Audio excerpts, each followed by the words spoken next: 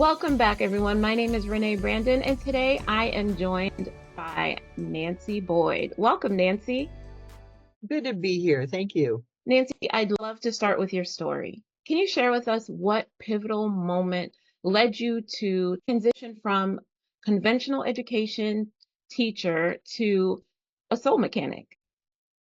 That is a great question. And like many stories, it has not been linear. Um, it's been a long and winding road and one of trial and error, discoveries, realizations, awakenings.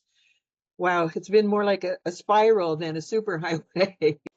So when I was faced with a sudden medical emergency, it was in 1997, I believe, that disrupted my career and forced me to pivot into unknown territory. During my recovery, though, I had time to consider what I could do with myself, how I could best be of service in the world, and how I could contribute to making the world better, what I could do with myself under limited conditions.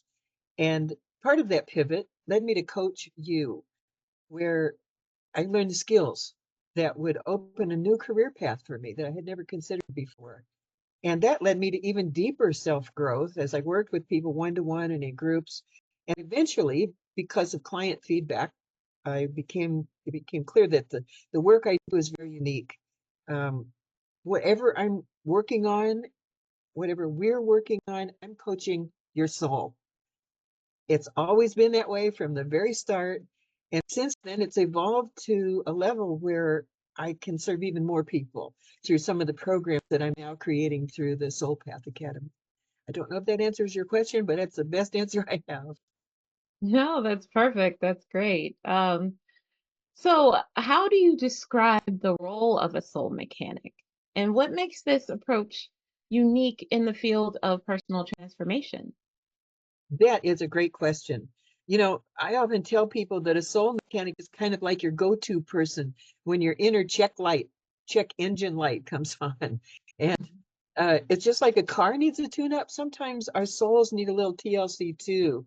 And in my role as a soul mechanic, I dive deep into the core of who you are. It's not just about fixing surface level issues. In other words, we're not just going to some of the belts and hoses, right? Or give you, uh, when you have your engine tuned up in your car, sometimes you do an oil change and certain routine things. And we may do some of that kind of thing too. But what we do in deep soul work is we really get under the hood and understand what's really going on for you. And I help people navigate their conscious and spiritual landscapes and make sure that everything is running smoothly and efficiently. You can think of me as someone who tunes up your soul so that you can purr with power again. I love that. Yeah, when people hear spiritual, they think religion. And maybe in some cases that would be true, but for the work I do, it transcends those kind of terms and it's simple and direct. And we don't get into so much about your belief systems except as it affects who you really are and what you're here to do, what your soul wants for and from you. Um, One of the things that makes this approach unique is that it's both intuitive and practical.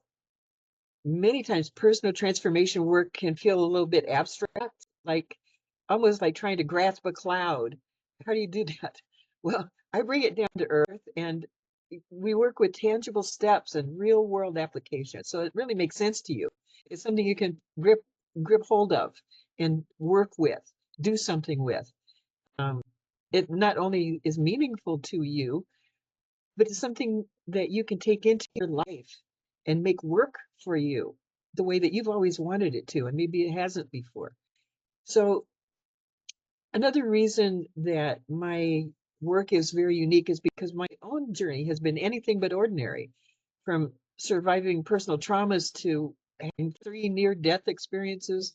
I've really been through the ringer. And so, Wow. these experiences give me a unique perspective and a deep empathy that clients can resonate with. And, let's be honest, life is complicated enough. My approach to deep spiritual work is includes a deep dose of practicality and a sprinkle of humor, because we all need to lighten up sometimes. It isn't all serious. It doesn't have to be serious.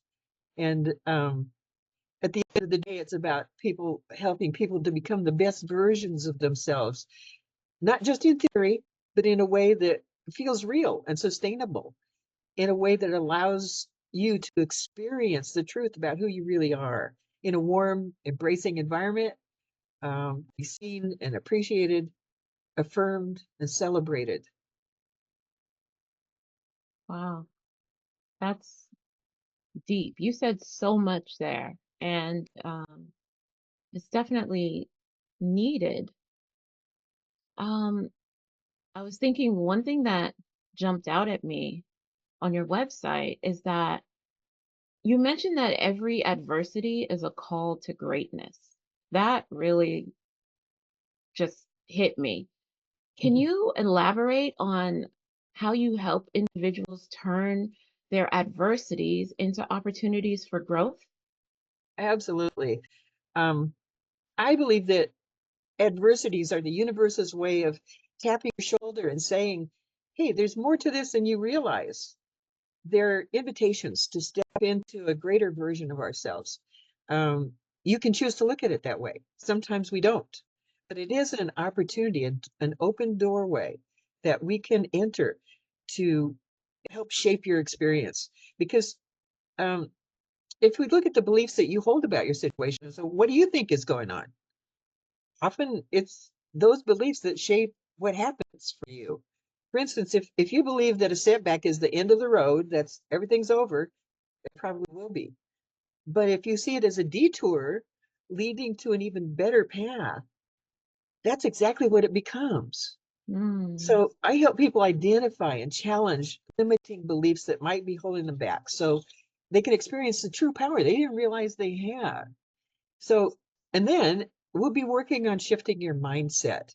This might involve moving from a victim mentality to one of empowerment. It's about recognizing that while you can't always control what happens to you, you can control how you respond to it. And by cultivating a mindset of growth and resilience, like I can do something with this, you can start to see adversities as opportunities to learn and grow. Now, that's not easy, but that's one of the reasons why you have me, someone like me in your life, to show you how to navigate all those things that show up. Um, and in everything, we dive into the realm of consciousness, and that's where the real meat of the matter is. Um, this is where we get really deep, exploring how your level of awareness and state of mind impact your reality. When you raise your consciousness, you can start to operate from a higher perspective and seeing the bigger picture and understand the greater purpose behind your challenges. And there will usually be one, even though you can't see it initially. All you can see is, oh, this is trouble. I don't want any part of it, right? But mhm. there's more to it than that. Yes. So throughout this process, it's important to keep things practical and actionable. Um, we might set some clear, attainable goals and create a roadmap for how to move forward. And yeah, we're going to sprinkle some humor along the way because this is going to be funny. Some of it can be hilarious because sometimes a good laugh is just what you need to lighten up the mood and shift your perspective. It'll be a lot more fun than you think it will be. And I guess in essence, I guide individuals to the power of who they are at their core and to transform their adversities into stepping stones to their highest potential. It's about mastering your inner world so you can navigate the outer world with grace and strength. I turn clumsy and awkward beginners into nimble and ninja soul adepts well on their way to soul mastery. That's very illustrative, the way you described that. Yeah, I can almost see it. You mentioned earlier that you were at Coach U, yeah. and I know you trained with Thomas Leonard. So, how has that training influenced your methods and philosophy in coaching and healing? Well, that's a good question. Thomas Leonard was considered by many people to be the father of coaching. Through the work he did, some of the great coaches of today were launched. some names that might be familiar to you would be Cheryl Richardson, Martha Beck, Julia Stewart, and that's to name a few. I can remember many classes I sat in with Julia Stewart, and we had a lot of fun. We began to find our true voices there. Um, Thomas was always pushing the boundaries of how people can experience life. And that's why the coaches that he trained and mentored became such leaders from the start. They all had a vision for what living could be and were able to inspire others to expand in ways that they could take full advantage of as a result. And I think, though, the biggest influence he had on me was to give me the courage to dare, the courage to become more, and the courage to step out on the edge of potential to see what's there. That's scary. But the training at Coach U gave me a professional foundation on which I could build. And I think even more than that, though, it opened the door to a fascinating new career in which I've grown so much and been able to help so many others. I'm wondering how that affects the Soul Path Academy. So, can you explain the concept behind the Soul Path Academy and what it offers to those seeking transformation?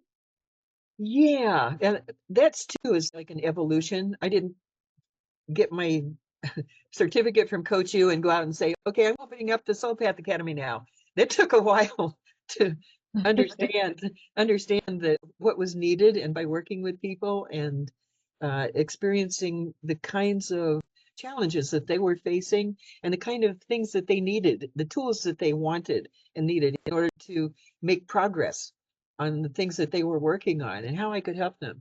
So the Soul Path Academy is my passion project, and it's a culmination of really a lifetime of study in consciousness and personal growth and spirituality. And I would say it's designed as a vehicle for soul mastery and conscious evolution. We could think of it as a training ground for those who are ready to dive deep into their inner world and emerge transformed. At the Mm, core, the Soul Path Academy offers a structured and yet a flexible journey of self-discovery and transformation. And we're going to start by understanding what your soul type is, a comprehensive assessment that I'll share with you. And this helps you get a clear picture on your innate strengths, challenges, and then the unique path that your soul is on.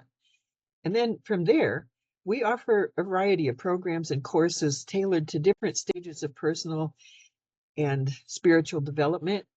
Um, whether you're just beginning your journey or you're ready to take it to the next level, there's something for everyone here.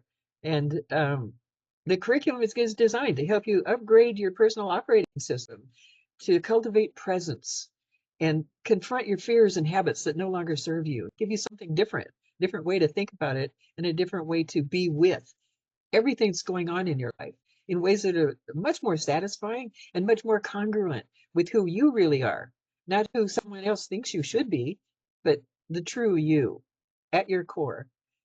And one of the unique aspects about the Soul Path Academy, it might make it a little different from other places, is that uh, our focus on practical application.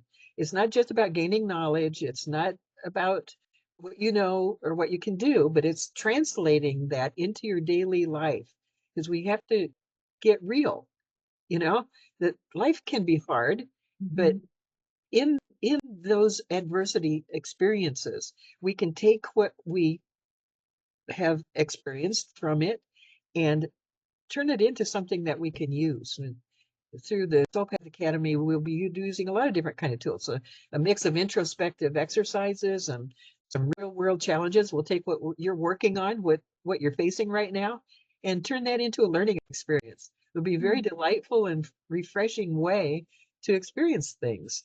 And from that, we'd also have some community support to ensure that the transformations that you're going through are deep and lasting and meaningful to you.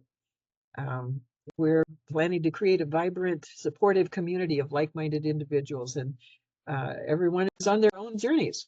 So it's a place where you can share your experiences, gain insights, and support each other in a safe, mhm. nurturing environment. You'll find your tribe here, other people who have same kind of soul type as you, or who complement the soul type that you are, and they'll help you develop your personal mastery and proficiency. Um, I think ultimately the Soul Path Academy is about empowering you to live with more clarity, purpose, and personal power. It's about helping you to become the best version of yourself, and in doing so, to contribute to a world that no one needs to recover from. Wow. A world that no one needs to recover from. That's powerful. That's my dream. I hope it's a bunch of other people's dreams too. Yeah, yeah. Something you said earlier, you mentioned the check engine light. As a soul mechanic, right? When you see the metaphorical check engine lights in someone's life, what are the first steps you take to help them start their tune up? Well, first of all, they will be coming to me and telling me that they think their check engine light is flashing. That's something that they're experiencing in their world. It's not for me to determine. They're going to tell me about that. And then when someone comes to me, then the first thing I do is just to ask them, what's going on? What do you think is the problem here? What's the reason for this? And this simple, direct question opens the door for them to explore their perspective and experiences and to really begin to articulate what they think about what's happening. And I'll listen intently to whatever they're telling me.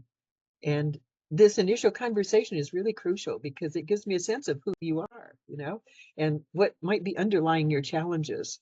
And often, as people talk, they get an intuitive sense about what might be going wrong. And even if they can't articulate it fully, and that's one of the things I help them do, is just to express what their experience is like, so they get a sense of being seen and heard at a very deep level. Very few people are willing to take the time and the patience to sit there and go deeper, and then a little deeper and a little deeper. I can hear their key themes and patterns as they talk. Okay. And I can reflect some of that back to them. And based on what they share, I can ask follow-up questions and dive even deeper than that. It's sort of like being a detective. Um, Yeah, I'm yeah. gathering clues to understand the root causes of an issue and help them understand it. My goal is to help them see the connection between their thoughts, their beliefs, and their current situation. And then once we have a clearer picture, we can start the actual tune-up. This involves probably working on their consciousness, their mind, their beliefs, the way that they typically approach something, and is there a different way to go about it?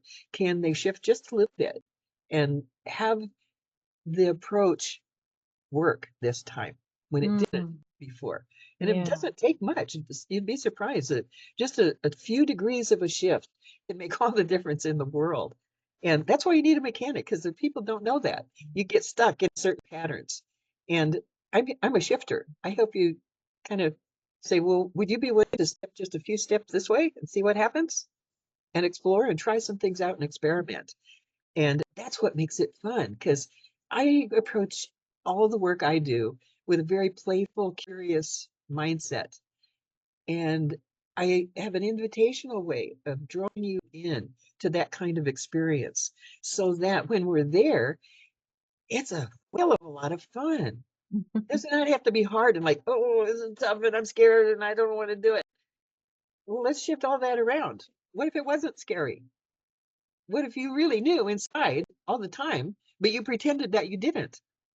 What would that change for you? Mm. I'm going to be asking questions like that. I'm going to be challenging you in those ways, but make it fun as much as possible. And that's not to say that I'm not holding you um, compassionately in the tender places, because we all have them. We all have those wounds. And I'm not here to poke at them and make them worse. Believe me. I've had people that I've worked with who've been in my own healing journey. I've had those kinds of experiences, and that's not the kind of place I want to be. And I don't want to invite anybody into those kind of places. We want to have things that really work, really feel good, and are really true for you. And that's what a soul mechanic does. So I want to switch gears a little bit and talk more about you. Nancy, you have a rich tapestry of life experiences from your own personal struggles to your journey into Buddhism. So How do these experiences shape the way you coach and heal others? Well, all of our life experiences just have a way of shaping us into whoever we are and the way that we work in the world. And for me, my life has indeed been quite the adventure. It's got a fair share of twists and turns. And, from surviving personal traumas and chronic illness and to a deep dive into Buddhism, which I began in my 20s. As I've been doing this a while, a kind of a parallel track along with my fascination with consciousness. And they go well together because Buddhism is all about being conscious and awake and aware. And that was probably one of the reasons I was attracted to it in the first place. It gave me answers to some of the big life questions that I had that I wasn't finding in any other belief systems.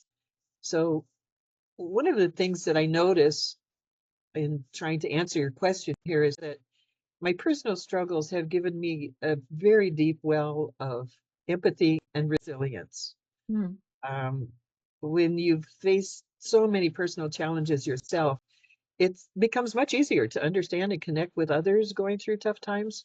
Um, I know and firsthand how dark and difficult life can be, but I also know the incredible strength and wisdom that can come from those experiences once you are willing to face them honestly and go through them, go past them, not skip over them, but honestly through the, the core of them, through the heart of the trouble.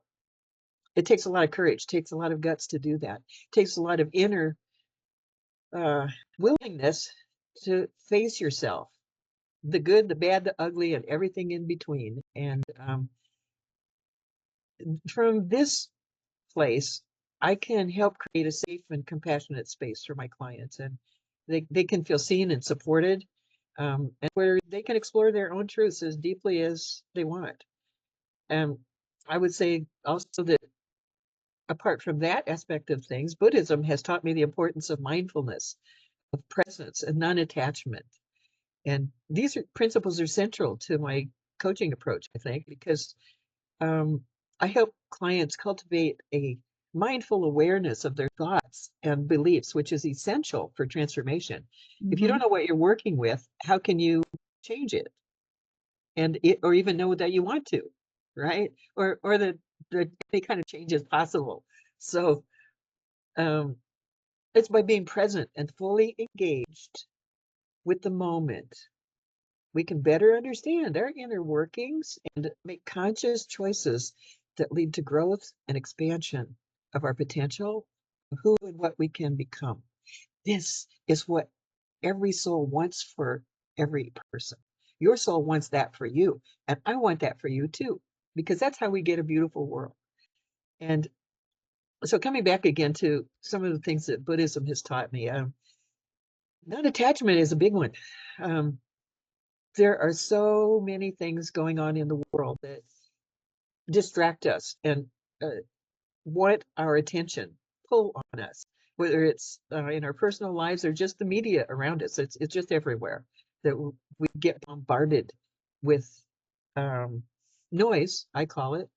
And one of the things that non-attachment and presence helps me cultivate, and I help others in ways that I'm led, is also to be present to what's going on enough to sort out what's noise and what's the music? How do you find the music? How do you find your inner music? And is it the song you want to be singing? Is it the music you want to be playing? And if it isn't, what do you want to do about that? Hmm. Let's look at some ways where in this tune up, we're going to say, could it be a little more harmonious? Could you bring in a few other elements to your orchestra? And those notes are going to make it richer and more fascinating and more beautiful so that what you're hearing and what you're putting out into the world is amazing. Wow. Along those same lines, I know you took a sabbatical, right? Mm. What insights did you gain that have influenced your current practices? I learned a lot. I mean, you just do when you're on a sabbatical, when you take time away from your normal everyday of routines and so forth. But I think the biggest insight that I had was that when we have something important to share with the world, we can't wait for the right moment. We can't hold back. We have to speak our truth, even if we think it doesn't matter, or even if our voices shake. Great gifts are given to us, not to hoard, but to share.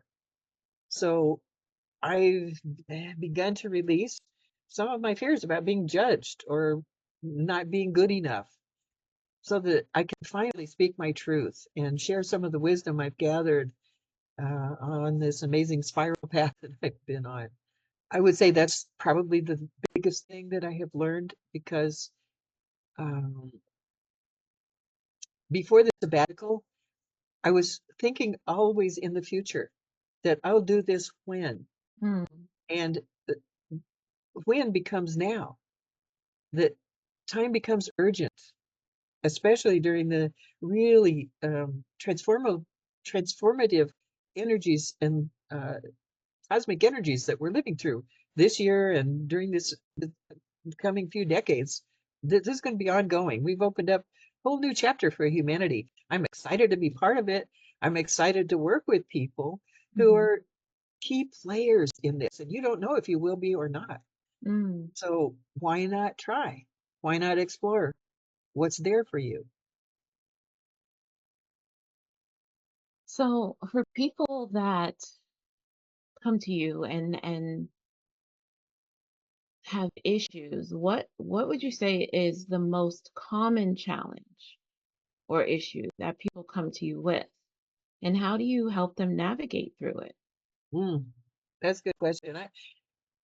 I've thought about this a lot, and I think the most common challenge people come to me with is a feeling of restlessness or deep dissatisfaction. Mm. Sometimes they can't even put their finger on it. They don't know why they feel this way, but I can usually tell that um, it boils down to one core issue. They're not living the way their soul wants them to live. That's what's happening. That's why they need a soul mechanic because they don't even know how to talk with their soul, how to communicate with it half some of the time. And Mm. we're always getting messages from it.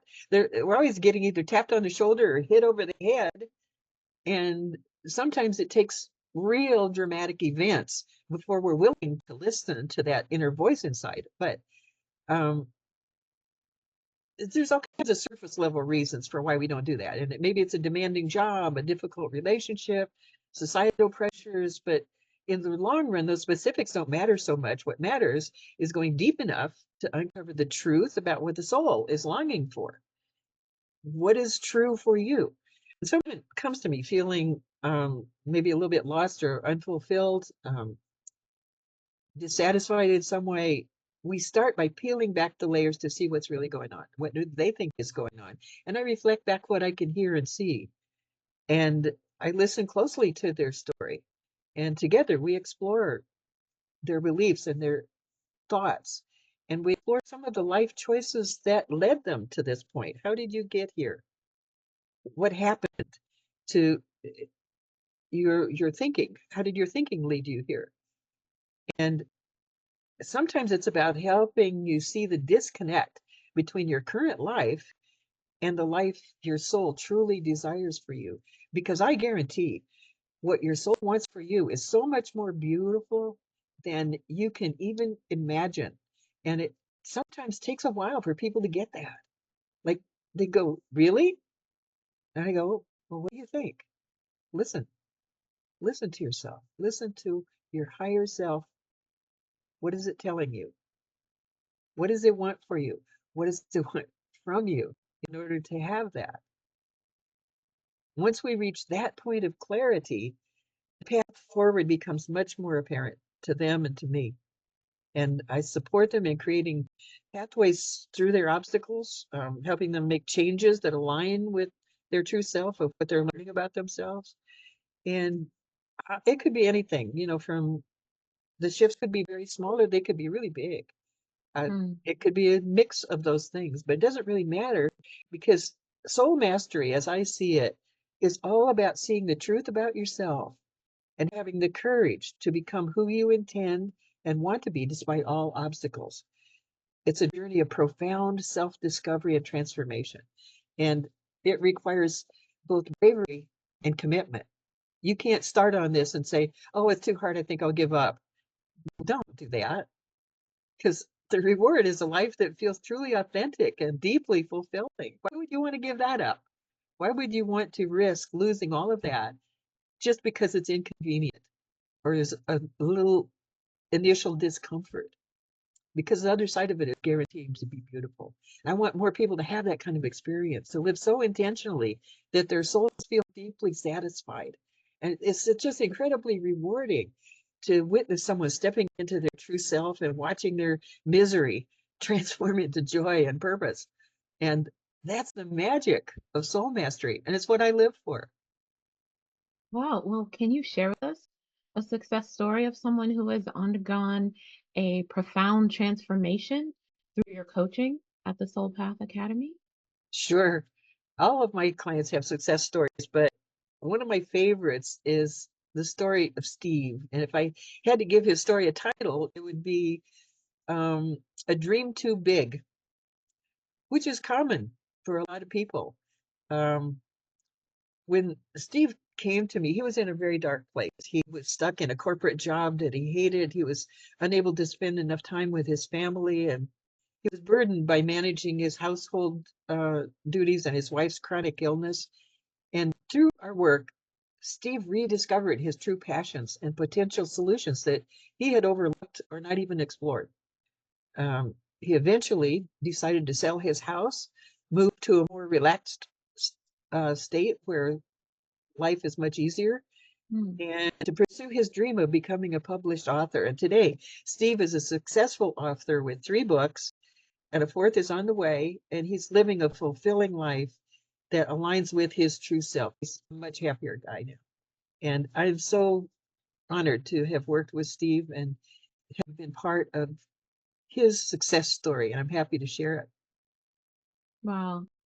You know, listening to you talk, and I'm sure that there's someone watching who wants to make a change, right? So Mhm. I'm wondering, what advice would you give to someone who feels overwhelmed by the need for change, but they're hesitant to take that first step?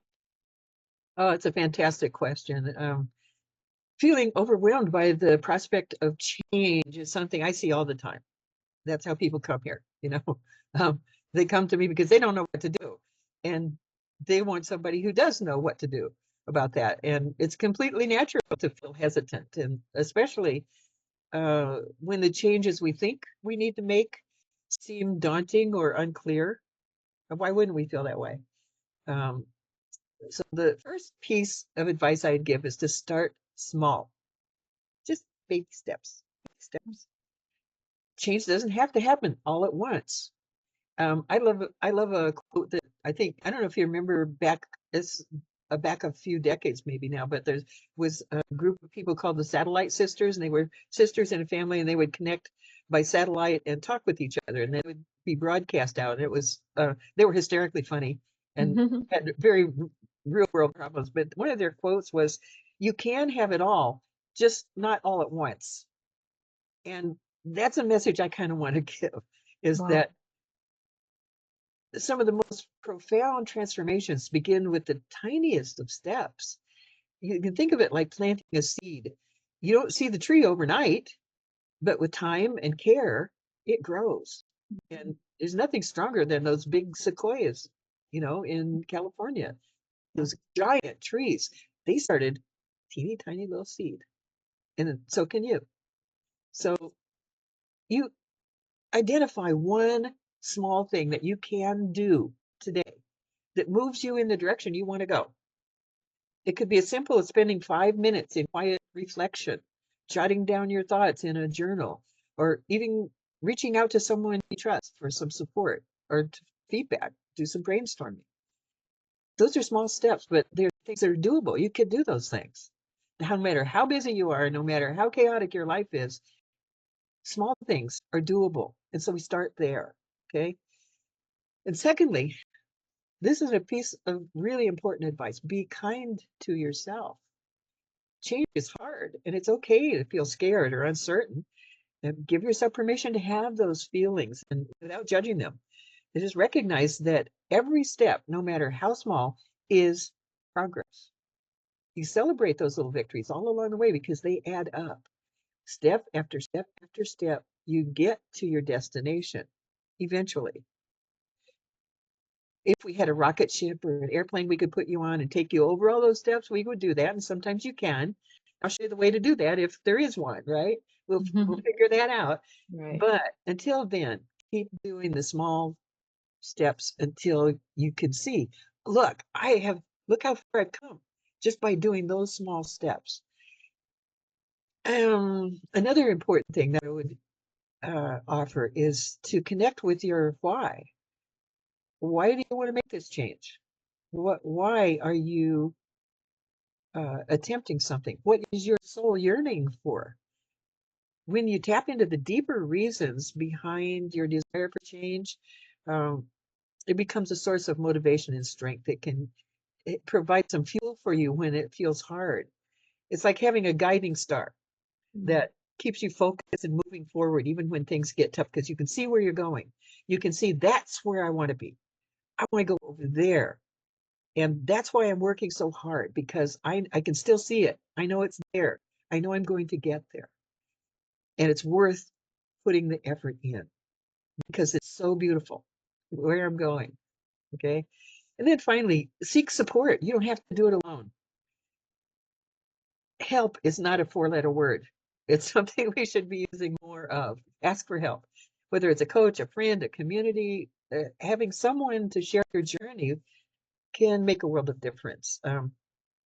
You can get encouragement, perspective, and practical advice when you need it most. So remember, no matter how long your journey is, it all begins with a single step, no matter what it is, and no matter who you are. Taking that first step, no matter how small, is an act of courage and it's a powerful statement of commitment to your own growth and your own well being. So embrace it with an open heart and trust that you have everything you need within you to navigate the path ahead, no matter what that path is going to look like. You already have it, you're already ready. Mm. So let's go. That's great advice. That is powerful. Those are powerful words. You pour into so many, Nancy. Like, how do you stay inspired and continue to evolve in your practice as a soul mechanic?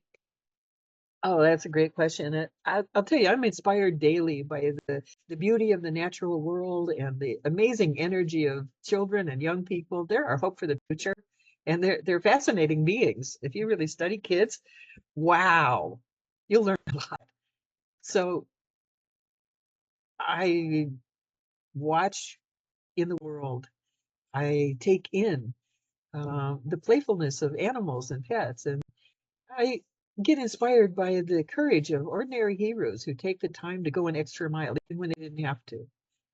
Those people are really special to me, and they make it seem like, you know, I'm not alone.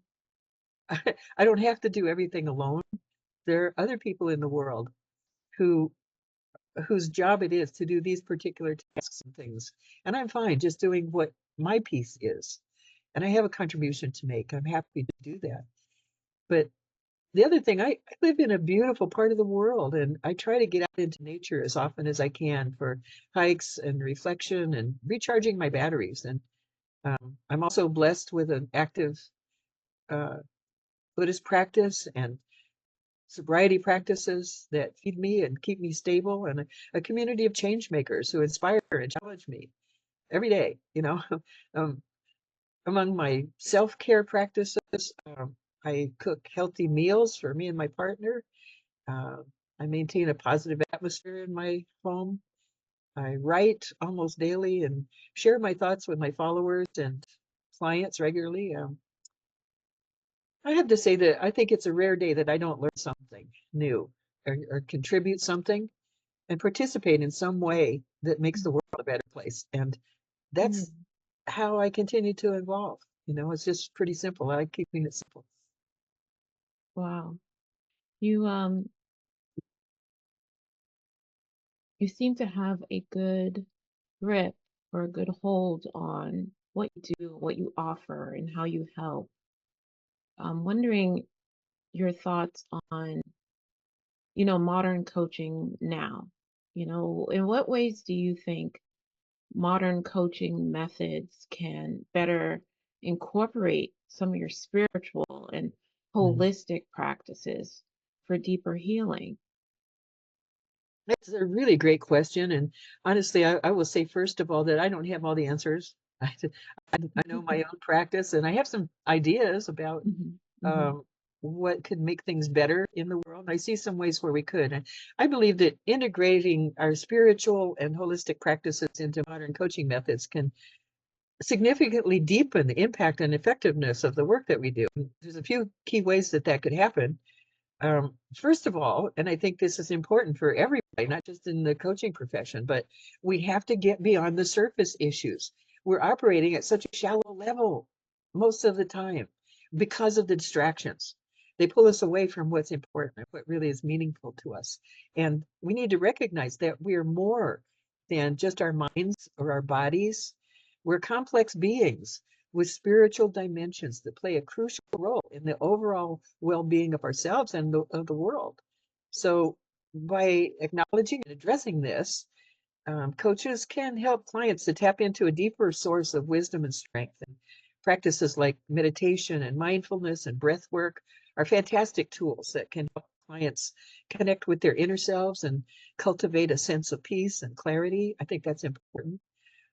Um, Another important aspect is to create a safe and sacred space for clients to explore their spiritual beliefs and experiences. And without particular regard to any specific religion or dogma, you don't need those to do this work. Um, that would mean being open and non-judgmental and allow clients to express their spirituality in whatever way feels authentic to them. And when clients feel seen and heard in their entirety, including their spiritual side, it fosters a deeper level of trust and openness that can be real. And that's really important. Um, there's so much that's artificial, I want to say, in mhm, life these days. mhm, And mhm, we have to get past that. We have to get what's true and real for ourselves and for each other so that we can connect meaningfully. That's where change happens. That's where understanding happens. That's where trust can grow and build. And I think also holistic practices, like I've described, emphasize the interconnectedness of mind, body, and spirit. And that means looking at everyone in a whole way, a wholesome way. Their physical health, their emotional state, their relationships, their spiritual well-being, not just the business things that they're coming to solve, right? But mhm, you can help client address imbalances in those ways that can be affecting what happens for the big goals that they're trying to reach. mhm, Address them in a comprehensive manner. And that can lead to more profound and lasting transformations and ensure that nothing important is overlooked or ignored. And then finally, well, this maybe not finally, but I think that incorporating some strategies for better self-management and conflict resolution is crucial. We need more tools for that in the world. Humanity does. Individuals do, families do, communities do, governments do. The world needs more of this.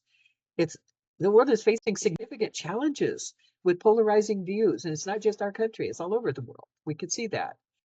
And the growing edge for humanity is to learn how to cooperate in ever more creative and healthy ways rather than defaulting to reactive behaviors that don't lead to peace.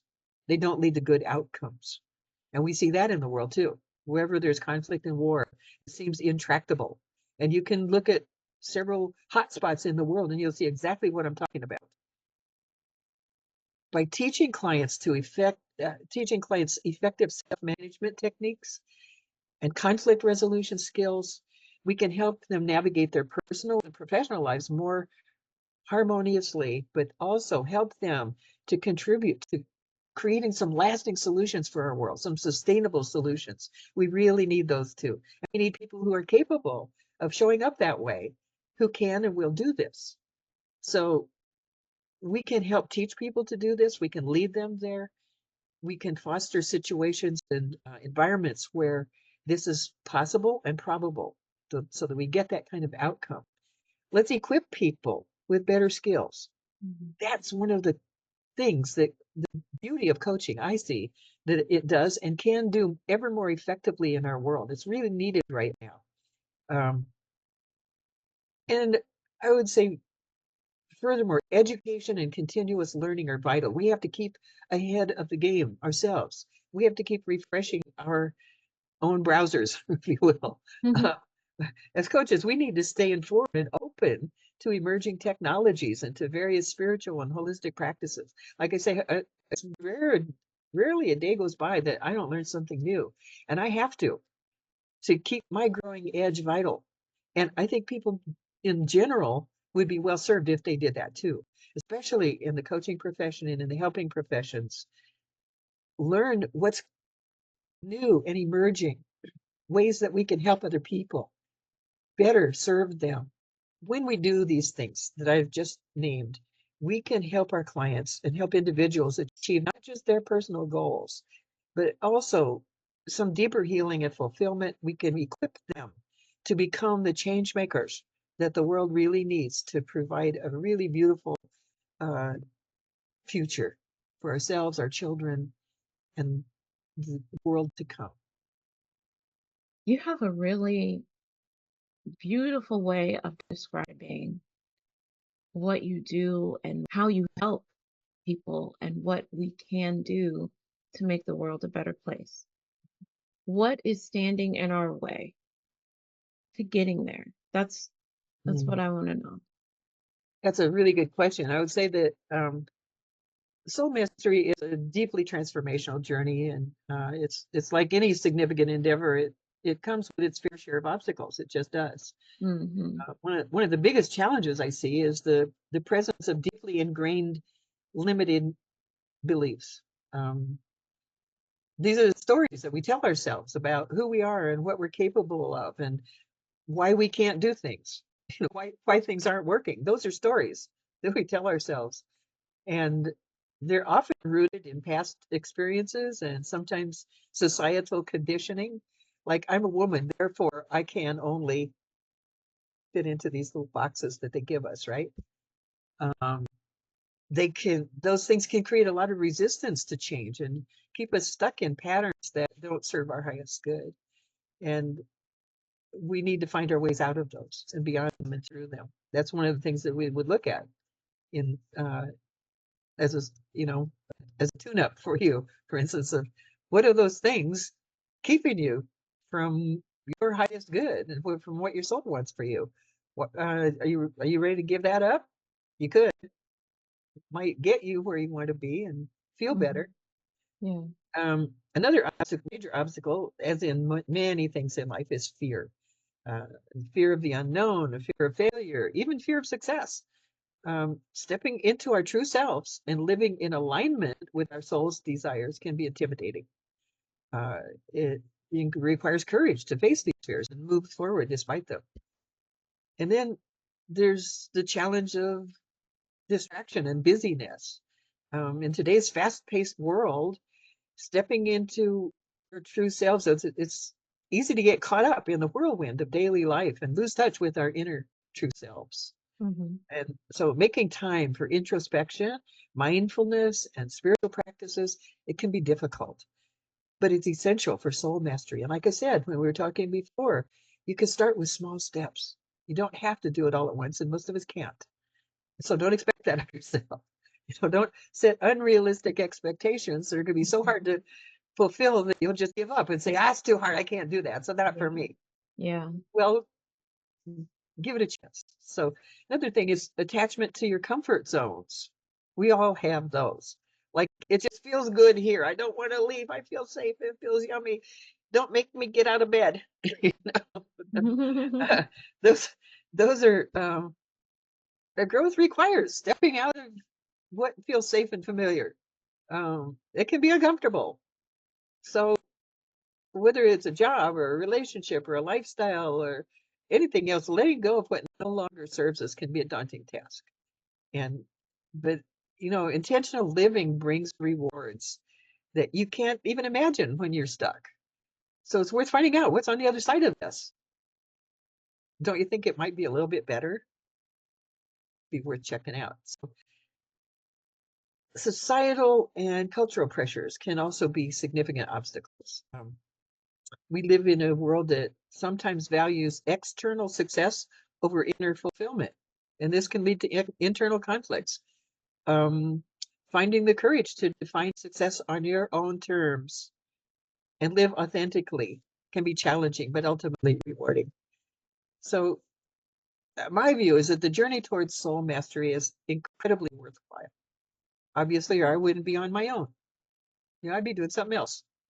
But I find tremendous rewards in it, and so do my clients. By addressing and overcoming these and any other challenges that come up, we can live more fully and authentically.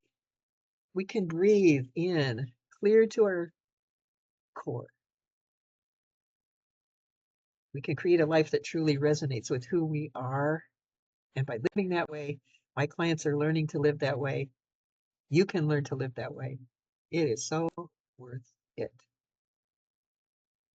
Wow, Nancy, this has been such a fulfilling chat. Like, it's been heartwarming, and I appreciate you taking the time to be here. And before we end, I want to ask you one more question. And this is something that I ask all of my guests. I would love if you could share with us something that your clients or someone in your audience has said that they didn't know before working with you. They didn't know what it feels like to be heard so deeply that they can feel who they are. Mm. They didn't know that anyone could listen to them that way.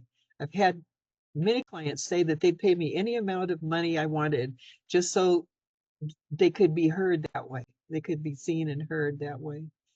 And we don't really, I mean, it's kind of sad that there aren't more people who are capable to do that, of being in someone's presence so deeply and so openly, so lovingly, that you can be you and you know it